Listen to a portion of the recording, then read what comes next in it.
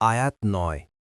ثاني عطفه ليضل عن سبيل الله له في الدنيا خزي ونذيقه يوم القيامة عذاب الحريق অনুবাদ সে বিতণ্ডা করে অহংকারে ঘাড় বাঁকিয়ে লোকেদেরকে আল্লাহর পথ থেকে ভ্রষ্ট করার জন্য। তার জন্য লাঞ্ছনা আছে দুনিয়াতে এবং কেয়ামতের দিনে আমরা তাকে আস্বাদন করাব দহন যন্ত্রণা। তাফসীর ১ নং ফুটনোটের বিবরণ। ঈদ শব্দের অর্থ পার্শ্ব, ফথুল কদির। এখানে মুখ ফিরিয়ে নেয়া বোঝানো হয়েছে। এর ৩টি অবস্থা রয়েছে। ১ মূর্খতাপ্রসূত জিদ ও হঠধরিতা। ২ অহংকার ও আত্মম্ভরিতা। ৩ যে ব্যক্তি বুঝায় উপদেশ দান করে তার কথায় কর্ণপাত না করা।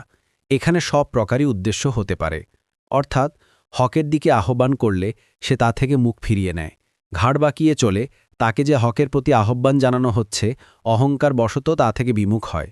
যেমন অন্য আয়াতে আল্লাহ বলেন, তোমাদেরকে যখন বলা হয় আল্লাহ যা নাজিল করেছেন তার দিকে এবং রসুলের দিকে আসো, তখন মুনাফিকদেরকে আপনি আপনার কাছ থেকে একেবারে মুখ ফিরিয়ে নিতে দেখবেন।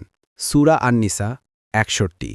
ইবন কাসির কুরতুবী বলেন, তর্কের সময় সে হক থেকে মুখ ফিরিয়ে নেয় আর তার কথাবার্তাও দলিল প্রমাণাদির মধ্যে গভীর দৃষ্টি দেয়া থেকেও বিরত থাকে।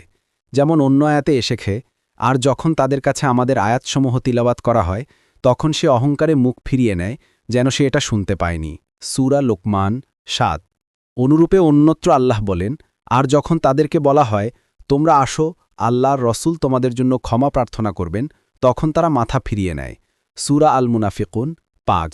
আরও এসেছে, আর আমরা যখন মানুষের প্রতি অনুগ্রহ করি তখন সে মুখ ফিরিয়ে নেয় ও দূরে সরে যায়।